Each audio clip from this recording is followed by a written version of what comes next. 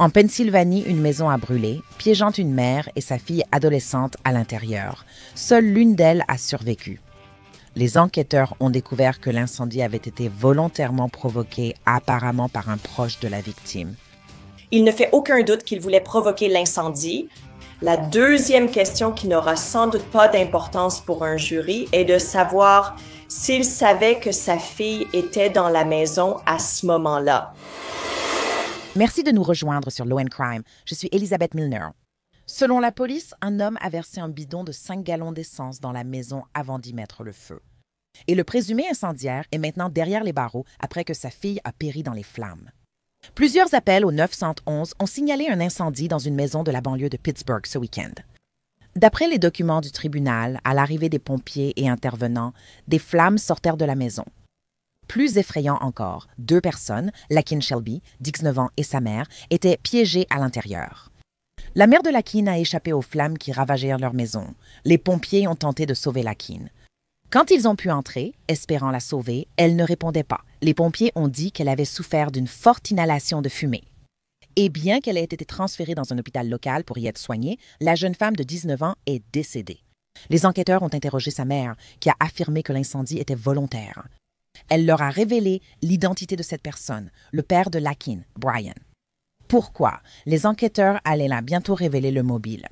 Selon la déclaration sous serment de cause probable, la mère et le père de Lakin semblaient être en difficulté. La mère de Lakin aurait dit à Brian qu'ils ne pouvaient plus rester car ils étaient séparés. Et cela semblait vraiment l'avoir poussé à bout. Il aurait menacé de brûler la maison, tout ça parce qu'il ne pouvait plus y rester.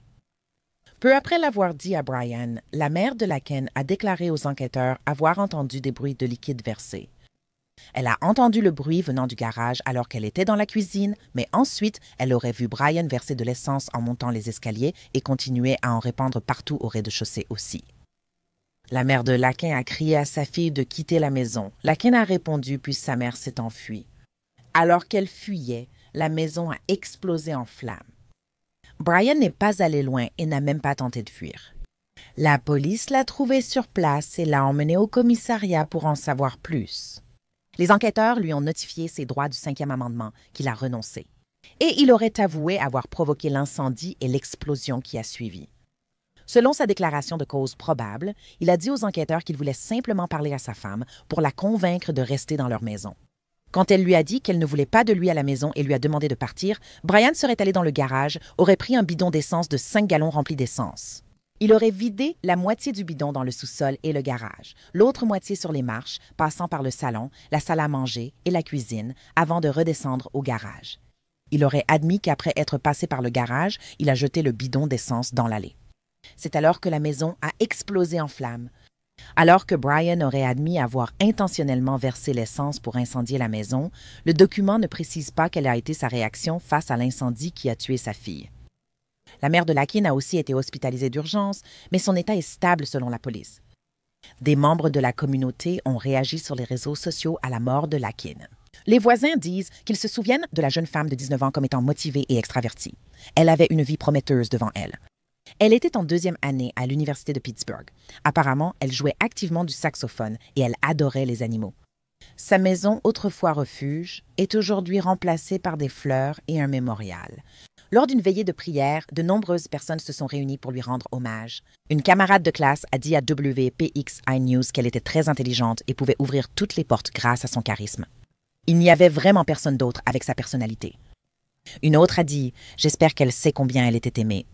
Une amie d'enfance a confié aux médias « J'aimerais avoir son assurance, entrer dans une pièce et que les gens sentent tout de suite ma gentillesse. » C'est formidable de voir autant de monde soutenir quelqu'un avec si peu de préavis. Ces sentiments ont été repris sur les réseaux sociaux alors que de nombreux amis de Lakin lui ont rendu hommage. Son père, Brian, a été emprisonné et inculpé d'homicide criminel, d'incendie criminel aggravé, de mise en danger de personnes et de biens, ainsi que de risque de catastrophe. Je suis maintenant rejointe par l'analyste juridique de Law & Crime, Julie Randleman. Julie, c'est toujours un plaisir de te voir. Quelle est ta réaction face à cette affaire? As-tu déjà vu quelque chose de semblable auparavant?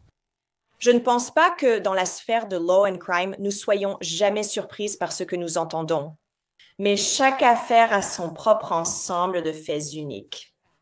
Et celle-ci, elle, c'est vraiment déchirante parce que maintenant, il y a un père qui risque potentiellement d'aller en prison pour le reste de sa vie. Et il a non seulement perdu sa femme, qui clairement ne sera plus jamais avec lui, mais il a aussi perdu son enfant de 19 ans à cause de ses actes horribles, irréfléchis et colériques.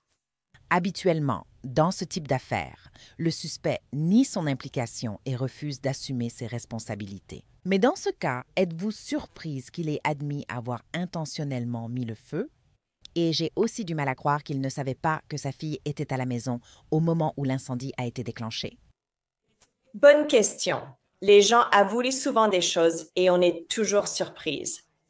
C'est une personne qui, en fait, je crois, est restée sur les lieux et suppliait les gens d'aider sa fille.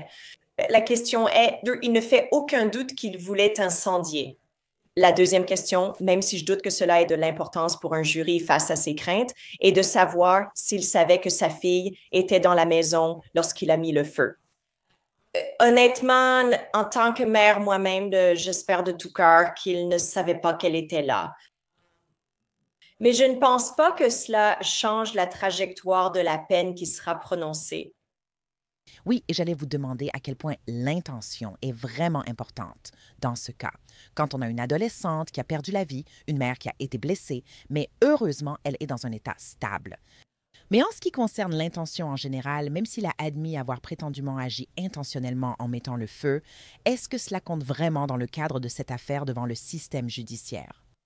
Donc, spécifiquement à New York et dans de nombreuses autres juridictions, il existe le meurtre qualifié. Donc, cela signifie que lorsqu'une personne commet un crime intentionnellement, toute conséquence de cet acte, c'est-à-dire si quelqu'un meurt à cause de cela, c'est considéré comme un meurtre. Peu importe vraiment si vous aviez l'intention ou non de tuer la personne. Je suppose qu'il existe une loi similaire en Pennsylvanie, même si je ne la connais pas précisément. Vous savez, écoutez, l'intentionnalité de mettre le feu. Gardez à l'esprit qu'il n'a pas seulement incendié le rez-de-chaussée. Il a pris, vous savez, du liquide inflammable, de l'essence, et il a allumé les 2 étages, si je me souviens bien. Vous savez, pour s'assurer qu'ils étaient bien imbibés, puis il y a mis le feu. Donc, il y avait clairement l'intention de détruire cette maison, qui était un foyer où, vous savez, lui, enfin, je suppose pas lui, mais sa femme et son enfant avaient vécu. Et on ne peut pas vraiment faire plus grave et violent que ça. Et quel est votre avis global sur ce mobile que les autorités avancent, où il aurait dit, enfin, il aurait même admis auprès des autorités, qu'il a fait cela parce que sa femme ne voulait pas le laisser rentrer à la maison après leur séparation? Je veux dire, on a l'impression de voir de plus en plus de cas, Julie, où beaucoup de personnes réagissent de façon très viscérale au fait de ne plus être acceptées par leur partenaire romantique. J'ai eu Une casse. que je couvrais cette semaine concernant une fusillade et ce cas où il y a eu un incendie criminel. Il semble simplement qu'il y ait une réaction viscérale à ce qui aurait pu être un cas de violence domestique. Pas que cela rende la situation meilleure, mais quel est votre avis général sur ce mobile? Que les autorités. Allègue. Eh bien, je pense que ce qui est intéressant et que nous ne savons pas encore, c'est quelle est l'histoire derrière leur relation. Je vais deviner que la raison pour laquelle il n'était pas autorisé à entrer dans la maison était peut-être parce qu'il y avait eu des antécédents. Je veux dire, évidemment, on ne sait pas avec certitude, mais il serait inhabituel que quelqu'un agisse aussi violemment pour la première fois en mettant le feu à une maison. Je pense qu'il y a sans doute une histoire sur leur relation qui a amené cette femme à refuser qu'il entre dès le début. Je n'aime pas parler de santé mentale, de drogue ou d'alcool, car je ne cherche pas d'excuses, mais je pense que la défense en tiendra compte. La personne a-t-elle des antécédents de santé mentale ou des problèmes d'alcool ou de drogue? Toutes ces choses seront des éléments que la défense va examiner pour voir s'il y a des circonstances atténuantes à trouver dans cette affaire. Êtes-vous étonné qu'il n'ait pas été inculpé de tentative de meurtre contre sa femme, puisqu'elle a réussi à fuir l'incendie? Gardez à l'esprit que nous ignorons peut-être certaines charges. Il est tout à fait possible que nous entendions parler de charges supplémentaires. Au final, gardez à l'esprit que l'accusation la plus grave concerne la mort de son enfant et l'incendie criminel. Mais cela ne me surprendrait pas si nous voyions également des accusations supplémentaires concernant sa femme. Parce qu'on le voit tellement souvent, n'est-ce pas? Il y a d'abord des accusations initiales, puis d'autres accusations sont ajoutées par la suite, surtout lorsque l'affaire passe aussi devant le grand jury. Vous savez, et je n'ose imaginer ce que ressent la famille de Laquin, surtout la mère, qui a dit aux enquêteurs avoir entendu de l'essence versée, puis vu son mari séparer le fer. Et, vous savez, quand le moment est venu ou quand il viendra de peut-être préparer le procès, à quoi ressemble ce processus quand il y a une victime vivante, mais que dans le même scénario, il y a aussi une autre victime, la fille de l'autre victime. Et c'est juste un processus horrible, terrible et tragique. Mais à quoi cela ressemblerait-il si vous deviez préparer un procès et qu'elle devait témoigner pour l'accusation?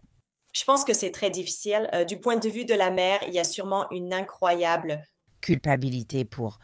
ce qui s'est passé. Ce n'est pas qu'il devrait y en avoir, mais je pense qu'inévitablement, une mère, surtout dans ce contexte, et s'il y a une situation de violence domestique, a tendance à croire qu'elle est d'une certaine manière responsable des actes de quelqu'un d'autre. Et donc, je pense que c'est quelque chose d'incroyablement difficile avec lequel elle va devoir composer indépendamment du procès. Et garder à l'esprit qu'un procès n'est pas une conclusion inévitable. Il y a beaucoup d'affaires dont nous nous occupons ou voyons des plaidoyers. Et certains pourraient se dire que ce serait l'affaire idéale pour lui d'assumer ses responsabilités afin d'éviter d'imposer à sa femme, à sa famille, à ses proches, aux proches de sa fille, tout le processus du procès, de devoir passer devant un jury et de revivre cette série d'événements absolument horribles. Absolument. Et pensez-vous que cela pourrait arriver, surtout dans une affaire comme celle-ci, ou pensez-vous que cela ira jusqu'au procès? On ne sait jamais, c'est encore tôt et récent. Qu'en pensez-vous? C'est difficile à dire. Vous savez, écoutez, peut-être que le fait qu'il ait avoué est un signe qu'il est prêt à assumer ses responsabilités, même devant un tribunal. Mais je pense que nous savons toutes les deux qu'il y a beaucoup de personnes qui avouent au début, puis qui nient ensuite avoir avoué ou disent non, qu'elles étaient sous influence au moment de l'aveu, ou encore qu'elles avouent une chose mais pas une autre, comme dans ce cas où il pourrait s'agir de l'intention de causer la mort de sa fille. Et selon vous, quel genre de message une affaire comme celle-ci envoie-t-elle aux personnes qui veulent quitter leur relation? On entend souvent « Pourquoi ne partent-elles pas? Pourquoi ne divorcent-elles pas? » Puis survient une affaire comme celle-ci, où l'épouse voulait simplement être séparée de son mari. Elle ne voulait plus de lui à la maison, puis cela arrive. Mais selon vous, quel message général cela envoie-t-il? Ou quel message pensez-vous que cela pourrait transmettre à d'autres personnes qui pourraient se trouver dans des situations similaires? Je veux dire, je pense que c'est un message terrifiant à faire passer. Je pense qu'on en parle tout le temps lorsqu'il s'agit d'ordonnances de protection. Nous avons des clients. Nous avons des personnes qui demandent des ordonnances de protection et elles sont terrifiées par l'individu. L'ordonnance de protection n'est qu'un papier. Donc, si quelqu'un veut commettre un crime, il le fera. Et un papier ne va souvent pas les empêcher de le faire. Je pense que, vous savez, écoutez, l'une des meilleures façons pour l'accusation de gérer cela serait de le tenir pleinement responsable en lui infligeant la peine maximale. Cela pourrait-il dissuader à l'avenir? Peut-être, vous savez, malheureusement, je ne pense pas que cela aura un impact sur les décisions futures de futurs accusés de commettre les mêmes crimes. Et selon vous, quelle serait la stratégie de la défense si cette affaire allait jusqu'au procès? Ont-ils vraiment un quelconque type de défense à utiliser ici? Encore une bonne question. Je pense qu'on revient à se demander si son intention était simplement d'incendier la maison. Je ne suis pas sûre que ça va vraiment l'aider.